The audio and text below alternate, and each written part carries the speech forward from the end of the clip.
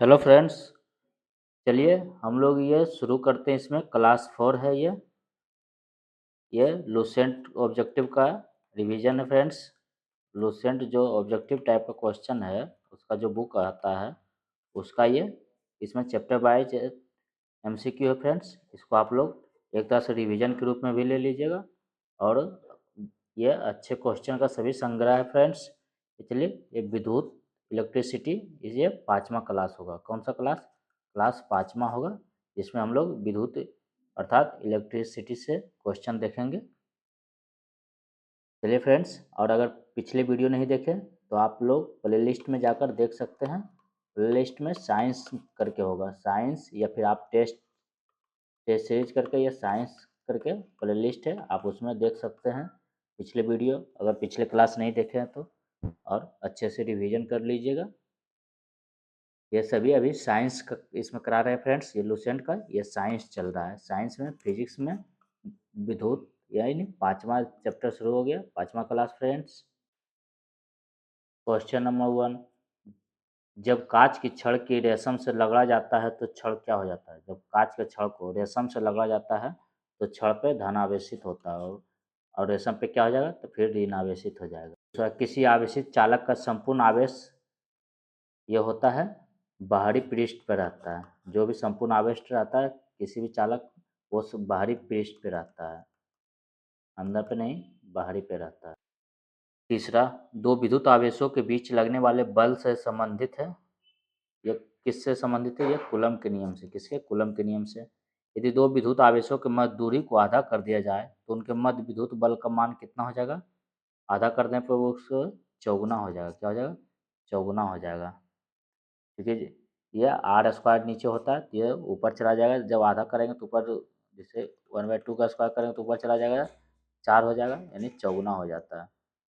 समान आवेशों में होता है, समान आवेशों में ये विकर्षण होता है। क्योंकि समान आवेश रहेगा तो ये विकर्षण एक दूसरे को रिपेल कर देगा, तो ये अट्रैक्ट नहीं होगा, ये एक दूसरे को बाहर की ओर, मतलब एक दूसरे की ओर धक्का दे देगा। जब एवोनाइट की छड़ को बिजली की खाल से रगड़ते हैं तो एवोनाइट की छड़ ये क्या हो जाएगा? ऋण आवेशित हो जाता है। यहाँ पे एवोनाइट की छड़ ऋण आवेशित हो जाता है। वस्तुओं का आवेशन किसके स्थानांतरण के फलस्वरूप होता है? यह होता है इलेक्ट्रॉन का।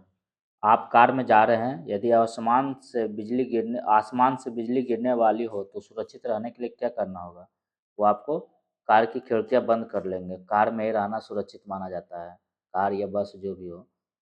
दो अस्थिर आवेशों के बीच लगने वाला बल उनकी मात्राओं के गुणनफल के अनुक्रमानुपाती तथा उनके बीच की दूरी के वर्ग के व्युत्क्रमानुपाती होता है। वही Q1 Q2 जो अभी ऊपर देखे थे, आर स्क्वायर, वही आवेशों के अनुक्रमानुपाती होता है और दूरी के वर्ग के व्युत्क्रमानुपाती। यही फॉर्मूला पे जो 4 गुना हुआ था, ये किसका नियम है? ये ऊपर से ही देखते आ रहे हैं हम लोग, कूलम का नियम है। 10वां, किसी विद्युत परिपथ में इकाई धनावेश को एक बिंदु से दूसरे बिंदु तक ले जाने में किए गए कार्य द्वारा मापा जाता है। उन बिंदुओं के बीच क्या होता है? उन बिंदुओं के बीच विभवांतर क्या होता है? उन बिंदुओं के बीच विभवांतर होता है। धातुएं विद्युत के सुचालक होती है। क्यों होती है विद्युत का सुचालक धातु? यह उसमें मुक्त इलेक्ट्रॉन पाया जाता है, इसीलिए। निम्नलिखित में से कौन सर्वोत्तम विद्युत चालक है? सर्वोत्तम विद्युत चालक चांदी है। इसका सिल्वर 47 इसका परमाणु संख्या है। इसका संकेत Ag होता है। इसका लैटिन नाम अर्जेंटिनम से बना है ये Ag। अतिचालक का लक्षण है, अतिचालक का लक्षण उच्च पारगम्यता है। क्या है? उच्च पारगम्यता। निम्नलिखित में से कौन सा अर्धचालक नहीं है? बहुत अच्छा क्वेश्चन है, आपको इससे अर्धचालक भी मिल जाएगा। कौन कौन सा अर्धचालक?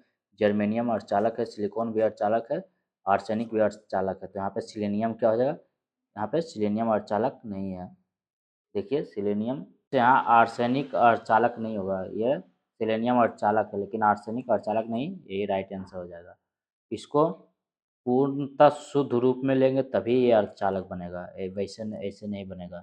ऐसे पदार्थ जिनमें समान अवस्था मुक्त इलेक्ट्रॉन नहीं होते हैं लेकिन विशेष परिस्थितियों जैसे उच्च ताप या अशुद्धि मिलाने पर मुक्त इलेक्ट्रॉन प्राप्त किए जा सकते हैं, वो मुक्त इलेक्ट्रॉन प्राप्त करेंगे तो वह क्या कहलाएंगे? वो अर्धचालक पदार्थ।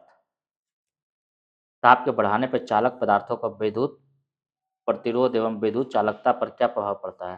ताप के बढ़ाने पर यह विद्युत प्रतिरोध बढ़ता है, क्योंकि ताप बढ़ाएंगे तो विद्युत प्रतिरोध प्रतिरोध बढ़ जाएगा, लेकिन विद्युत चालकता घटती है, मतलब विद्युत प्रवाह जल्दी जल्दी तेजी में होने लगेगा।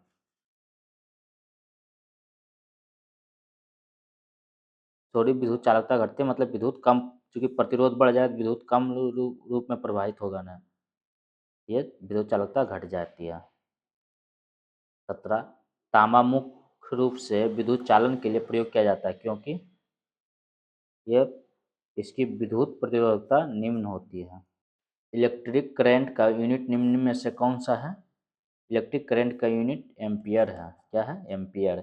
आपस में जुड़ी दो आवेशित वस्तुओं के बीच विद्युत धारा नहीं प्रवाहित होती यदि वो है ये समान विभव पर। प्रत्यावर्ती धारा को दिश धारा में किसके द्वारा बदला जाता है? यह बदला जाता है रेक्टिफायर द्वारा।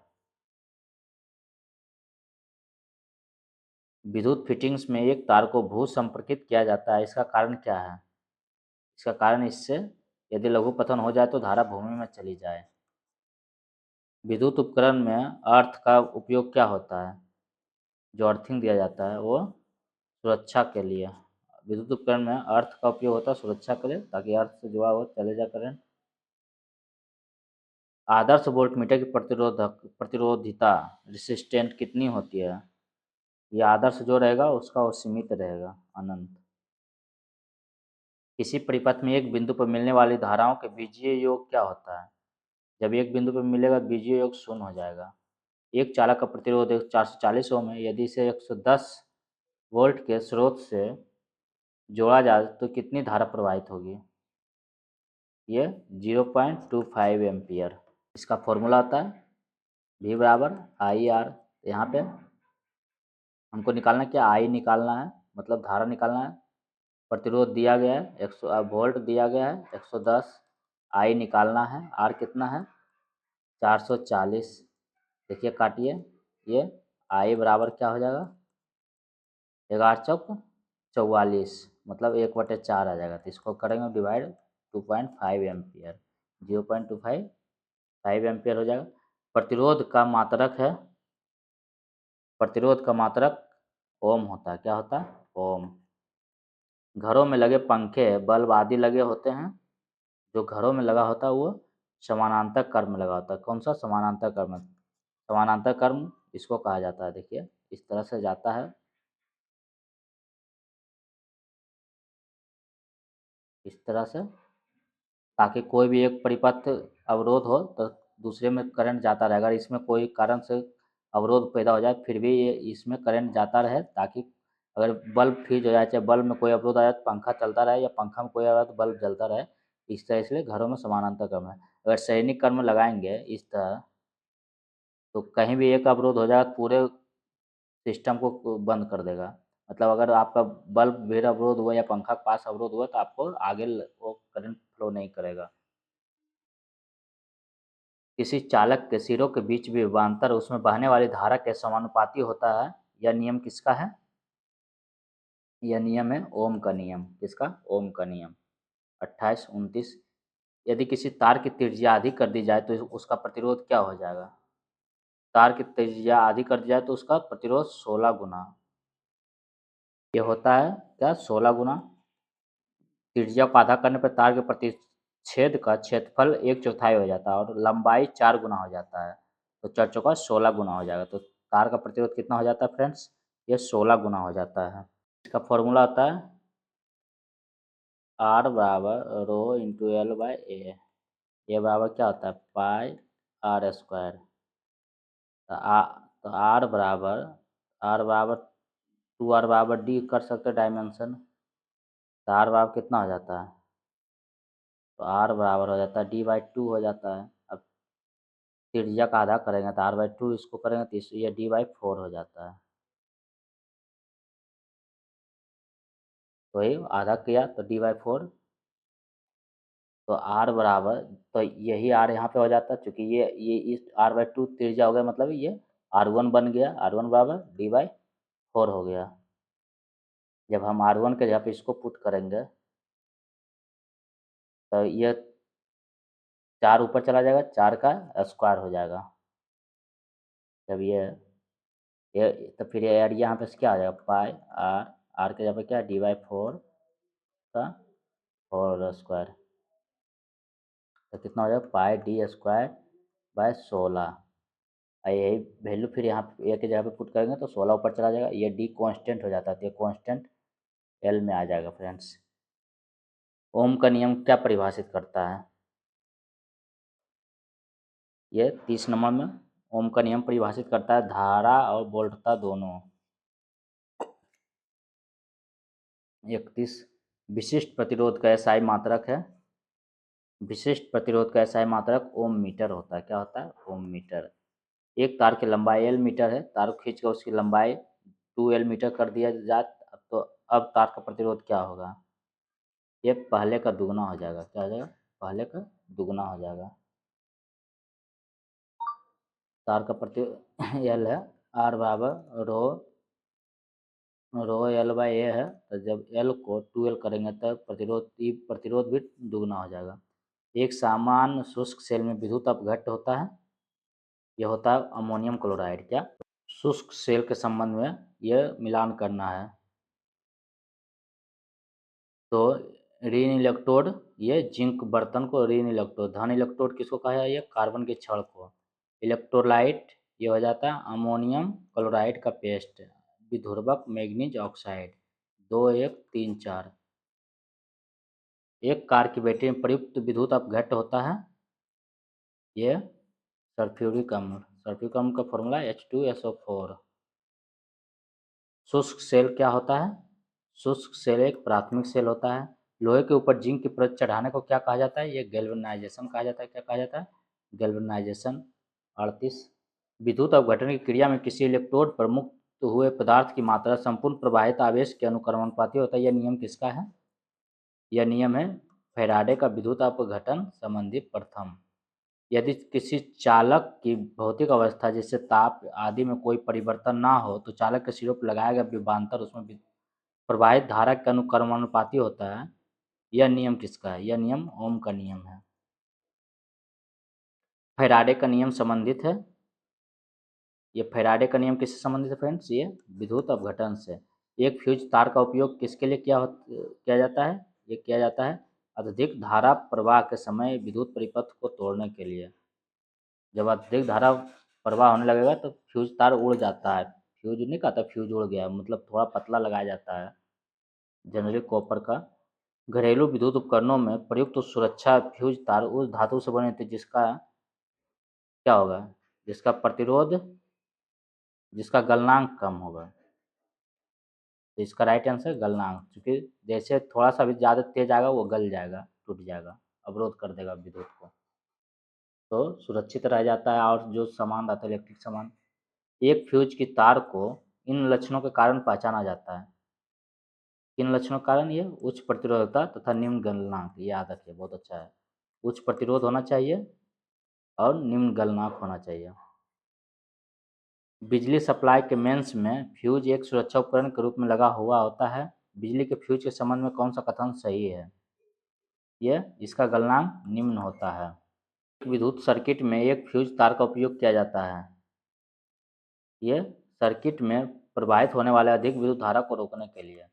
फ्यूज का सिद्धांत, ये फ्यूज का विद्युत का उसमें प्रवाह है। 43 समानता प्रयुक्त सुरक्षा फ्यूज तार बनाई जाती है, ये बनाई जाती है टीन और लेड की मिश्र धातु से, टीन और लेड की मिश्र धातु से। टीन और लेड की मिश्र धातु को सोल्डर भी बोला जाता है, सोल्डर करने वाला, सोल्डिंग। एक बिजली के फ्यूज तार में समान अनुप्रयोगों के निम्नलिखित में से कौन गुण समूह का होना आवश्यक है, ये कम लंबाई, निम्न गलनांक में धातु, पतला तार। बिजली के बल्ब का फिलामेंट किस तत्व से बना होता है, ये टंगस्टन। इसका परमाणु संख्या ये टंगस्टन ये क्या होता है संकेत, ये डब्लू परमाणु संख्या कितना होता है 74 होता है, ये याद रखिए सिर्फ। इसका संकेत डब्लू 50। बल्ब को जोड़ने पर तेज आवाज़ होती है, क्यों? अगर बल्ब जोड़ेंगे तो तेज आवाज़ होता है, बल्ब को तोड़ने पर तेज आवाज़ होती है। यह बल्ब के अंदर निर्वात में वायु तेजी से प्रवेश करता है, उसके कारण आवाज़ होता है। क्योंकि अंदर में निर्वात रहता है तो बाहर का जो प्रेशर है, जो वायु उसको दाबते रहती है, जब फूटता है तो अंदर में हवा घुसता है, उसी कारण तेज आवाज़ होता है। वायुमंडल का पूरा प्रेशर रहता है बल्ब पे। बिजली के बल्ब से हवा पूरी तरह से क्यों निकाल दी जाती है? यह टंगस्टन तंतु के उपचयन को रोकने के लिए। बिजली के बल्ब मुकाबले फ्लोरेसेंट ट्यूब अधिक पसंद की जाती है, किस लिए? यह ट्यूब में विद्युत ऊर्जा लगभग पूरी तरह से प्रकाश ऊर्जा में परिवर्तित हो जाती है। विद्युत बल्ब के तंतु के निर्माण में टंगस्टन का प्रयोग W74 का प्रयोग होता है, क्योंकि इसका उच्च गलनांक होता है। क्या होता है? उच्च गलनांक होता है। नाइक्रोम के तार हीटिंग एलिमेंट के रूप में प्रयुक्त किए जाते हैं, क्यों? ये इसका विशिष्ट प्रतिरोध उच्च होता है एवं लाल तप्त होने पर ऑक्साइड नहीं बनाता है। इसका तीनों आंसर है, मतलब ये दोनों आंसर है, बी और सी। ट्यूबलाइट में व्यय ऊर्जा का लगभग कितना भाग प्रकाश में परिवर्तित होता है? यह 60 से 70%। विद्युत धारा के उसमें प्रभाव पर आधारित घरेलू उपकरण है, यह है विद्युत हीटर, ट्यूबलाइट, विद्युत बल्ब सभी है। 100 वाट वाले एक विद्युत लैंप का एक दिन में 10 घंटे प्रयुक्त होता है, तो एक दिन में लैंप द्वारा कितनी ऊर्जा उपयुक्त होगी? ये होगी कितनी ऊर्जा का पूछ रहा है। इसका फॉर्मूला आता है P बराबर W/T किलो वाट होता है।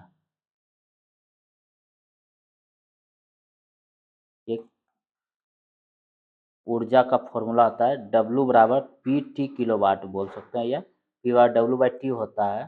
तो P हमको निकालना, P दिया गया है 100 वाट है, W निकालना है, T 10 घंटा दिया गया है, तो W बराबर कितना हो गया? 1000।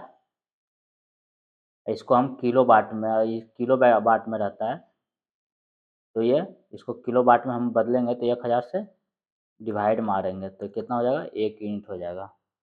कितना हो जाएगा फ्रेंड्स? 1 यूनिट। ये किलो वाट जो यहाँ पे रहता है, किलो रहता है, जिसको किलो घटाएंगे तो 1000 से गुना करेंगे ना, 1000 से गुना करेंगे, 1000 W/T 10। अब P का वैल्यू कितना था? P का वैल्यू 100 था। अगर इस तरह भी करते हैं तो इधर से एक शून्य, इधर से एक शून्य, इधर से दो शून्य, इधर से दो शून्य, तो W बराबर 1 यूनिट ही आता है। 100 वाट का बिजली का बल्ब 10 घंटे जलता है तो 5 रुपये प्रति यूनिट की दर से विद्युत खर्च होगा। 1 यूनिट आया तो 1 गुना 5, 5 रुपये आ जाएगा, क्योंकि 100 बराबर W गुने 1000, क्योंकि किलो में रहता है तो इसको किलो को हटा देंगे। आइए घंटा 10, तो W कितना हो जाएगा? 1 गुना 5 रुपया, 1 यूनिट 5 रुपया हो गया, 5 रुपये से गुना किया। किलोवाट घंटा किसकी इकाई है? ये किलोवाट घंटा ये किसकी इकाई है? ये अभी ऊपर से देख रहे हैं, ये क्या हो जाएगा? ये विद्युत ऊर्जा का। किलोवाट घंटा किसका है? विद्युत ऊर्जा का। बिजली खपत का बिल किसके मापन पर आधारित होता है? बिजली के खपत का बिल ये किसके वाटेज पे होता है, किस पे? केवल एक हो जाएगा इसका राइट आंसर, 61। 100 वाट का बिजली का बल्ब यदि 10 घंटे जले तो बिजली का खर्च कितना होगा?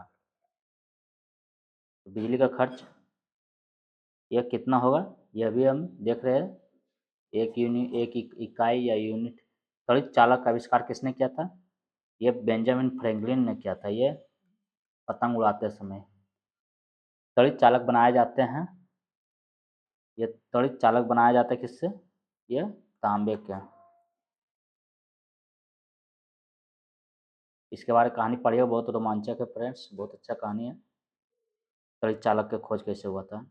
ए तथा आ कथन ए तथा रीजन आर, कारण आर दिए गए हैं, तो सही उत्तर चुनना है। त्वरित चालक इमारतों को नष्ट होने से बचाते हैं, ये तो सही है। ये आवेशों को पृथ्वी तक भेज देते, सही है। यह आवेशों को पृथ्वी तक भेजता है, इसीलिए तो इमारत बच जाता है। वही इसका राइट आंसर हो जाएगा दोनों, और व्याख्या भी करता है। विद्युत बल्ब का तंतु धारा प्रवाहित करने से चमकने लगता है, परंतु तंतु में धारा ले जाने पर तार नहीं चमकते, इसका कारण क्या है? इसका कारण है तंतु का प्रतिरोध तारों की अपेक्षा अधिक होता है।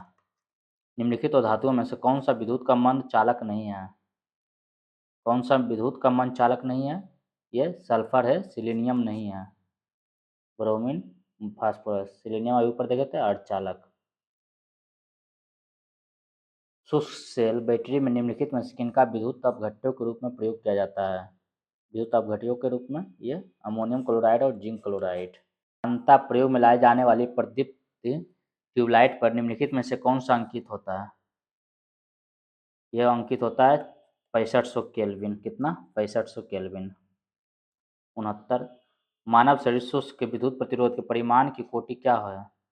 यह है 10⁻6 ओम। विद्युत उत्पन्न करने के लिए कौन सी धातु का उपयोग किया जाता है? यह यूरेनियम का किया जाता है। यूरेनियम 92 होता है इसका परमाणु संख्या। यूरेनियम 92। माइका, माइका क्या है? माइका के बारे में बोला गया है कि माइका ऊष्मा और विद्युत दोनों का कुचालक है। माइका अवरक ये ऊष्मा और विद्युत दोनों का कुचालक है। माइका ऊष्मा और विद्युत दोनों का कुचालक है, लेकिन अवरक जो होता है वो ऊष्मा का कुचालक, ऊष्मा का सुचालक हो जाता है, लेकिन विद्युत का कुचालक हो जाता है। जलते हुए बल्ब, विद्युत बल्ब के तंतु का ताप समानता होता है यह 3000 डिग्री सेल्सियस से 3500 डिग्री सेल्सियस। टंगस्टन का गलनांक जो होता है, एम्पियर क्या मापने की इकाई है? एम्पियर यह विद्युत धारा मापता है। यह एक कृत्रिम उपकरण विद्युत ऊर्जा का स्रोत क्या है? कोई भी कृत्रिम उपकरण वहाँ पे विद्युत तो प्रवाहित नहीं करा सकते हम लोग पृथ्वी से, तो वो सौर ऊर्जा का होता है। कहाँ से? वो सूर्य से प्राप्त करेगा, सौर सेल। विद्युत ऊर्जा को यांत्रिक ऊर्जा में बदलने की युक्ति है। विद्युत ऊर्जा को यांत्रिक ऊर्जा में, विद्युत ऊर्जा को कौन यांत्रिक ऊर्जा में बदलता है? ये तो डायनमो यांत्रिक ऊर्जा को विद्युत ऊर्जा में बदलता है। ये बदलता है विद्युत मोटर, ये विद्युत ऊर्जा को यांत्रिक ऊर्जा में बदल देता है। क्योंकि देखते हैं लाइन इसमें देते हैं, मतलब विद्युत देते हैं तो ये घूमने लगता है, मतलब यंत्र रूपी हो जाता है, जिससे पानी चढ़ सके या बहाव कर सके, पानी निकाल सके, उसी कारण ये विद्युत मोटर हो जाएगा। यहाँ पे रासायनिक ऊर्जा का विद्युत ऊर्जा में रूपांतरण निम्नवत होता है। रासायनिक ऊर्जा का विद्युत ऊर्जा में रूपांतरण यह इलेक्ट्रोलाइसिस द्वारा होता है। एकीकृत परिपथ में प्रयुक्त अर्धचालक चिप निम्न में से किसकी बनी होती है? यह अर्धचालक चिप सिलिकॉन की, सिलिकॉन 14 तो परमाणु संख्या 14। प्रत्यावर्ती धारा को दिश धारा में परिवर्तित करने वाली युक्ति को क्या कहा जाता है? यह रेक्टिफायर कहा जाता है। ट्रांसफार्मर प्रयुक्त होते हैं, ट्रांसफार्मर प्रयुक्त होता है यह ट्रांसमीटर द्वारा, सॉरी ये ट्रांसमीटर यहाँ कहाँ, ट्रांसफार्मर प्रयुक्त होते हैं एसी वोल्टेज का उपचयन या अपचयन करने के लिए। किसका? एसी वोल्टेज का उपचयन या अपचयन करने के लिए। प्रतिदीप्ति नली में सर्वाधिक समानता प्रयोग होने वाली वस्तु कौन सी है? यह है पारा, वाष्प तथा आर्गन। 3 पिन बिजली के प्लग में सबसे लंबी पिन को जोड़ना चाहिए। सबसे लंबी पिन को किससे जोड़ना चाहिए? आधार सिरे से। एक मकान में 2 बल्ब लगे हैं, उनमें से एक दूसरे से अधिक प्रकाश देता है। निम्न से कौन सा कथन सही है? बहुत अच्छा क्वेश्चन है, कॉमन सेंस के लिए भी, आप किसी से भी पूछ सकते हैं। एक दूसरे से अधिक प्रकाश देता है, मतलब एक कम प्रकाश देता है, दूसरा अधिक देता है, तो इसका कारण क्या है? अधिक प्रकाश वाले बल्ब में रेसिस्टेंस अधिक है, रेसिस्टेंस अधिक रहेगा तो ये नहीं उतना देगा, तो इसका राइट आंसर ये क्या हो जाएगा? अधिक प्रकाश वाले बल्ब में रेसिस्टेंस अधिक होता है, यही आंसर हो जाएगा। जब 2 बल्ब एक दूसरे से अधिक प्रकाश देता है, तो अधिक प्रकाश वाले बल्ब में रेसिस्टेंस अधिक होता है। चलिए आगे। किलोवाट घंटा का मान क्या होता है? 6 इंटू 10⁶ जूल, याद रख लीजिएगा ये। फ्लोरेसेंट लैंप में चौक का प्रयोजन क्या होता है? यह प्रतिरोधकता को कम करता है, प्रतिरोधीता को। चालक का विद्युत प्रतिरोध किससे स्वतंत्र होता है? चालक का विद्युत प्रतिरोध दाब से स्वतंत्र होता है। क्षेत्रफल पर डिपेंड करता है, तापमान पर भी डिपेंड करता है, दैर्घ्य पर डिपेंड करता है। यदि किसी प्रारूपिक पदार्थ का विद्युत प्रतिरोध गिरकर शून्य हो जाए तो उस पदार्थ को क्या कहते हैं? जब प्रतिरोध गिरकर शून्य हो जाएगा तो उसे अतिचालक। जब प्रतिरोध ही नहीं रहेगा तो धारा पूरे प्रवाहित होगा। यदि किसी प्रतिरोधक तार को लंबा किया जाए तो उसका प्रतिरोध क्या होगा? प्रतिरोधक तार को लंबा करेंगे तो उसका अनुप्रस्थ काट का क्षेत्रफल घटेगा लेकिन लंबाई बढ़ेगा। इसका राइट आंसर हो जाएगा, क्या हो जाएगा? बढ़ता है। ये R बराबर रो इंटू एल बाई ए होगा कि इसका प्रतिरोध तार को लंबा करेंगे लेकिन एरिया भी तो कच्ची का इसका कम होता चला जाएगा। जब ये एरिया कम करेंगे इसको तो ये ऊपर फिर बढ़ेगा और बढ़ता चला जाएगा। एक तो ऐसे ये एल बढ़ रहा है और ये इसके कारण ये घटेगा तो ऊपर ये आर पूरे बढ़ा देगा, मतलब बढ़ता चला जाएगा। विद्युत मरकरी लैंप में रहता है, ये क्या रहता है? ये कम दाब पर पारा।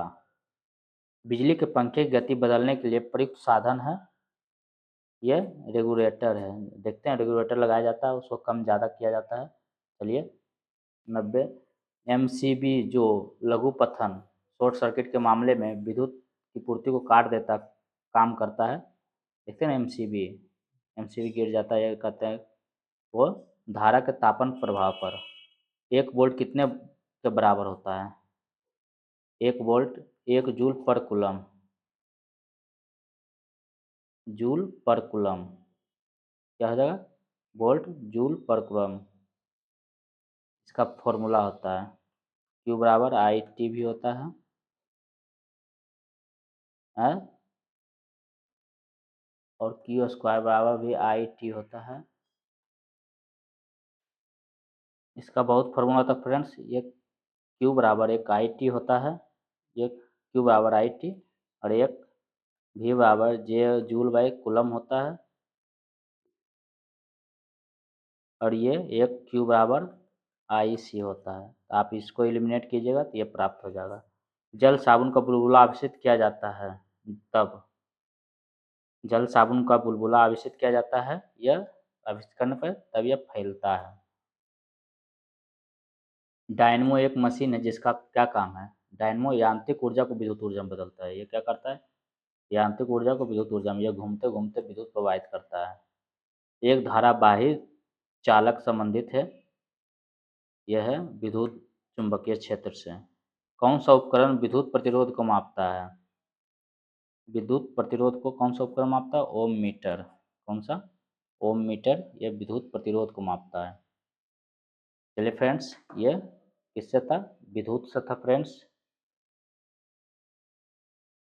यह हो गया क्लास चौथा था, ये क्लास पाँचवा है फ्रेंड्स। चौथा नहीं, चौथा तो हो चुका था, ये क्लास पाँचवा है। चलिए, अगर वीडियो को पसंद आए रिवीजन के लिए तो लाइक कर दीजिएगा फ्रेंड्स, ये आपके लिए। अगर कहीं चैप्टर वाइज पढ़ रहे हैं तो आप यहाँ पे रिवीजन कर सकते हैं, बुक नहीं है फिर भी आप इसको कम टाइम में रिवीजन कर सकते हैं। चलिए फ्रेंड्स, मिलते हैं अगले वीडियो में एक नए चैप्टर के साथ। आप लोग वीडियो को लाइक कर दीजिएगा। धन्यवाद।